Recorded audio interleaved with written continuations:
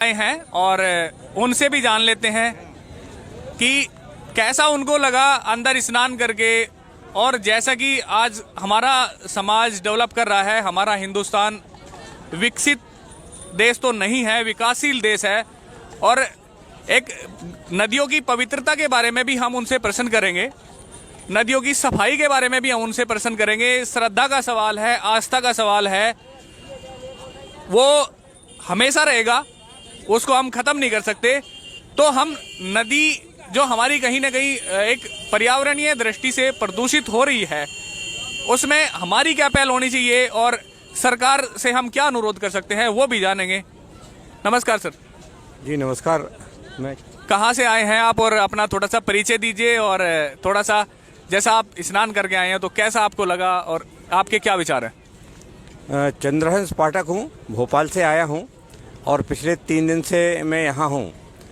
और मुझे लगता है कि पर्यावरण की दृष्टि से भी देखा जाए तो यहाँ सारी प्रकार की सुरक्षा और स्वच्छता बरती गई है, कहीं भी कोई गंदगी दिखाई नहीं दी।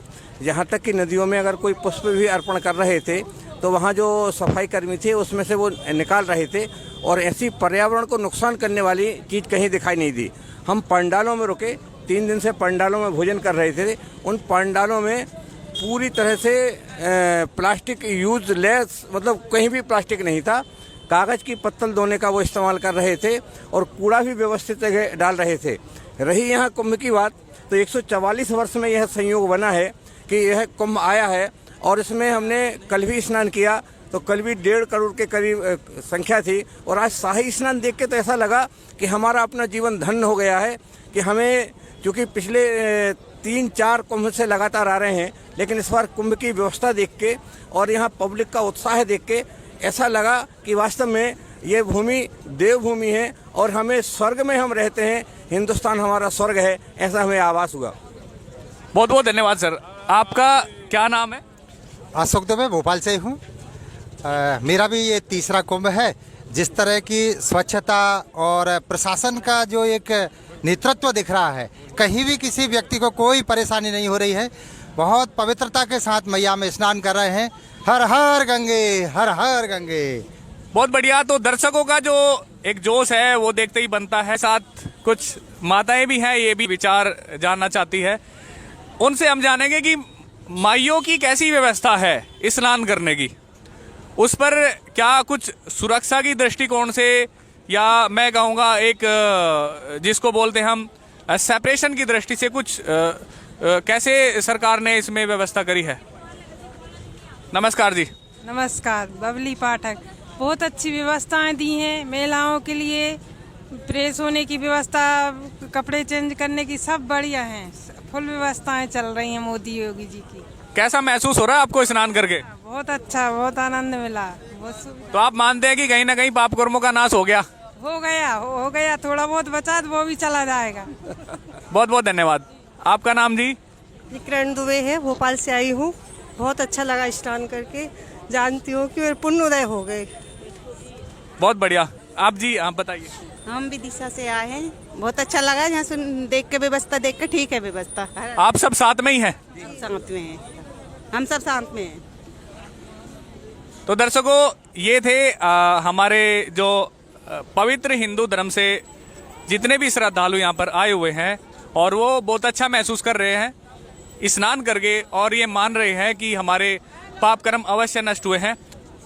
नमस्कार। हमारे प्रयागराज कुंभ मेले में एक संत जी जुड़ चुके हैं, आइए उनसे जानते हैं। जी सर नमस्कार। नमस्कार। तो जैसा कि संत जी आप किस अखाड़े से हैं? मैं सरस्वती संप्रदाय जगत गुरु शंकराचार्य। अच्छा जी। अच्छा। हाँ। तो जैसा कि महाराज जी, यहाँ पर जो लोग आते हैं लाखों की संख्या में, और ये बहुत ही दिनों चलने वाला ये कुंभ है, तो इसमें लोग क्या आस्था लेकर आते हैं और किस उद्देश्य से आते हैं? देखिए, ये प्रयागराज है और यहाँ गंगा जी का निवास है, गंगा जी का वास है। 3 नदियों का संगम है, गंगा जमुना सरस्वती।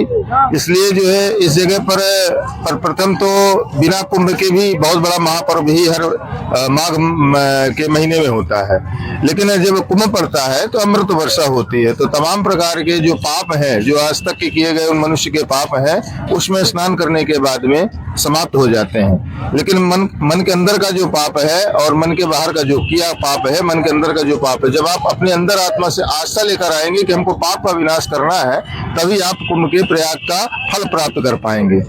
अगर आपके मन में पाप है, आप यहाँ स्नान करने आते हैं, इधर उधर दृष्टि डालते हैं, गलत दृष्टि डालते हैं, या आप झूठ बोलते हैं, यहाँ से स्नान करने के बाद भी तो पाप कैसे समाप्त होगा?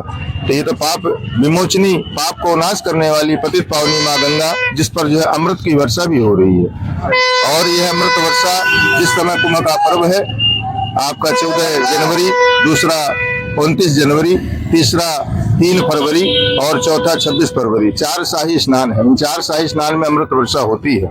उसी अमृत वर्षा से लोगों के शरीर के अंतर्गत में जो भी यहाँ स्नान कर रहा है, वह मनुष्य स्वयं अनुभव करता है कि मेरे शरीर में कौन सी ऊर्जा जागृत हो रही है। तो और भी आप संत समाज को क्या संदेश देना चाहते हैं? संत समाज को संदेश यही है कि संत समाज जो है जितना बन सके तो भक्तों की सेवा करें, और क्या, यही तो समय है भक्तों की सेवा करने का। जी जी, बहुत बहुत धन्यवाद आपका। तो जैसा कि संत जी ने बताया और